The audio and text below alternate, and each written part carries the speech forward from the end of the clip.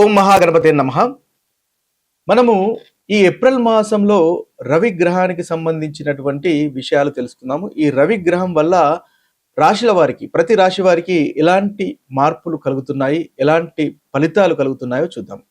ముఖ్యంగా ఈ ఏప్రిల్ మాసంలో రవి 2 రాశుల్లో సంచారం చేస్తున్నాడు.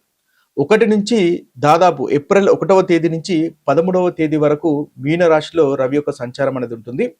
ఆ తరువాత అంటే దాదాపు 14 నుంచి ఈ మాసము చివరి వరకు అంటే 30వ తారీఖు వరకు కూడా మేష రాశిలో రవి యొక్క సంచారం అనేది ఉంటుంది. అంటే ఈ రవి యొక్క సంచారము మీన రాశిలోను మేష రాశిలోను ఈ 2 రాశుల్లో ఈ ఈ మాసంలో ఉంటుంది.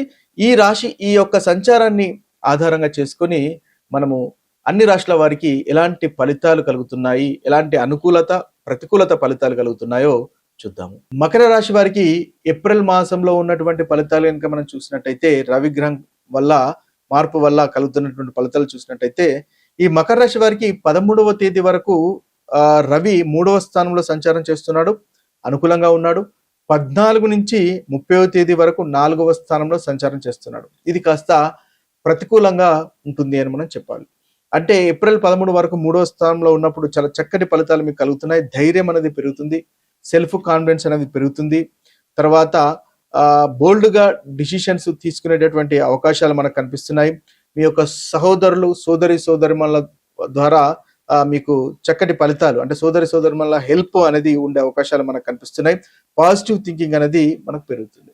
ఇక ఏప్రిల్ 14 నుంచి కనుక మనం చూసుకున్నట్టయితే రెండవ భాగంలో ముఖ్యంగా చతుర్థ స్థానంలో రవి యొక్క సంచారం అనేది ఉంటుంది. కాబట్టి ఇంట్లో చిన్న గొడవలు ఉండే అవకాశాలు కనిపిస్తున్నాయి. కాస్త పీస్ ఆఫ్ మైండ్ అనేది డిస్టర్బ్ అయ్యే అవకాశాలు కనిపిస్తున్నాయి. ఎమోషనల్ గా ఇన్బ్యాలెన్స్ ఉండే అవకాశాలు మన మకర రాశి వారికి రెండవ భాగంలో కనిపిస్తున్నాయి. కాబట్టి ఆ విషయంలో కాస్త జాగ్రత్త పడండి. యోగా, ధ్యానం, మెడిటేషన్ చేసుకోవడం వల్ల చాలా చక్కగా ఉంటుంది. ఫోకస్ అనేది చేయండి, తద్వారా మంచి ఫలితాలు మీరు మకర రాశి వారు పొందగలుగుతారు రెండవ భావంలో కూడా. అయితే మీకు చతుర్థ స్థానంలో అష్టమాధిపతి అయినటువంటి రవి యొక్క సంచారం ఉంటుంది. కాబట్టి అనుకోకుండా చతుర్థ స్థానంలో రవి యొక్క సంచారము ఉంటుంది కాబట్టి అష్టమాధిపతి కాబట్టి అనుకోకుండా మీకు మార్పులు వచ్చే అవకాశాలు కనిపిస్తున్నాయి. వాహనానికి సంబంధించిన విషయాల్లో కానీ, ప్రాపర్టీకి సంబంధించిన విషయాల్లో కానీ నిర్ణయాలు తీసుకోవాల్సినటువంటి అవకాశాలు కూడా మనకు ఈ మాసంలో కలిగే అవకాశాలు కనిపిస్తున్నాయి. అయితే ఈ ప్రతికూలమైనటువంటి ఫలితాలు తొలగిపోయి అనుకూలత పెరగడానికి మీరు మీ చక్కటి పరిహారాలు కనుక పాటించినట్టయితే అనుకూలంగా ఉంటుంది. గ్రహాల్లోకెల్లా సూర్యుడు చాలా ముఖ్యమైనటువంటి గ్రహము. జ్యోతిష శాస్త్రరీత్యా సూర్యునికి చాలా అధికమైనటువంటి ప్రాధాన్యత ఇవ్వడం అనేది జరిగింది. అయితే ఈ సూర్యుడు మనకు చాలా విషయాలకు కారకత్వం వహిస్తాడు.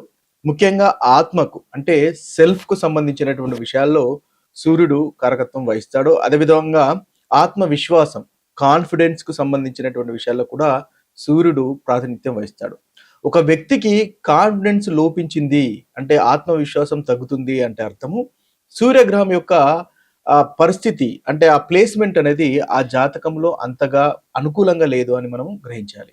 అయితే అదే కాకుండా సూర్యుడు మనకు తండ్రికి సంబంధించినటువంటి విషయాల్లో కూడా ప్రాతినిధ్యం వహిస్తాడు. గౌరవము, సెల్ఫ్ రెస్పెక్ట్, అదేవిధంగా ఒక సమాజంలో మనకున్నటువంటి ప్రతిష్ట, పలుకుబడికి సంబంధించినటువంటి విషయాల్లో కూడా సూర్యుడు మనకు ప్రాతినిధ్యం వహిస్తాడు. అంటే సూర్యగ్రహం గనక మన జాతకంలో చాలా చక్కగా బలంగా ఉన్నట్టయితే మనకు సమాజంలో కూడా కీర్తి, ప్రతిష్టలు అనేవి వస్తాయి. అదేవిధంగా మంచి హోదా వస్తుంది, గౌరవం అనేది కూడా కలుగుతుంది. అంతేకాకుండా మీకు సూర్యుడు కనుక బలంగా ఉంటే లీడర్షిప్ క్వాలిటీస్ అనేటివి ఉంటాయన్నమాట. అంటే మీరు ఒక టీం లీడ్ చేసిన ఒక రాజకీయ నాయకులైనా, పొలిటీషియన్స్ అయినా వీరందరికీ రవి ఎప్పుడైతే చాలా బలంగా ఉంటాడో, సూర్యుడు ఎప్పుడైతే చాలా బలంగా ఉంటాడో వారికి చక్కటి లీడర్షిప్ క్వాలిటీస్ అనేవి వస్తుంటాయి అన్నమాట. అయితే ఎప్పుడైతే సూర్యుడు అంతగా అనుకూలంగా లేనట్టయితే ఏదైతే మనం ఇప్పుడు కారకత్వాలు చెప్పుకున్నామో ఆ కారకత్వాల్లో లోపం అనేది ఉంటుంది. అదేవిధంగా సూర్యుడు వీక్ గా ఉన్నట్టయితే వీరికి ఈగో ప్రాబ్లమ్స్ కూడా ఎక్కువగా ఉంటాయి. అంటే ఈగోయిస్టిక్ గా ఉండడము, ఆత్మవిశ్వాసం వేరు, ఆ ఆత్మవిశ్వాసంతో ఇంకా ఈగో అనేది వేరు. అయితే ఈ ఈగో అనేది ఒకవేళ సూర్యుడు గనక బలహీనంగా మీ జాతకంలో ఉన్నట్టయితే, ఎవరి జాతకంలోనైనా కనుక ఉన్నట్టయితే వారికి ఈగో అనేది ఎక్కువగా ఉంటుంది. తద్వారా ప్రాబ్లమ్స్ ఎదుర్కొనేటటువంటి అవకాశాలు అధికంగా కనిపిస్తాయి. అంతేకాకుండా సమాజంలో రెస్పెక్ట్ అనేది కూడా వారికి తగ్గుతుంది. తండ్రికి సంబంధించినటువంటి విషయాల్లో ఇబ్బంది ఉంటుంది. రవి ఆరోగ్యానికి సంబంధించినటువంటి కారకత్వం కూడా వహిస్తాడు. కాబట్టి ఆరోగ్యానికి సంబంధించినటువంటి విషయాల్లో కూడా చాలా ఇబ్బందికరమైనటువంటి పరిస్థితులు ఉంటాయి.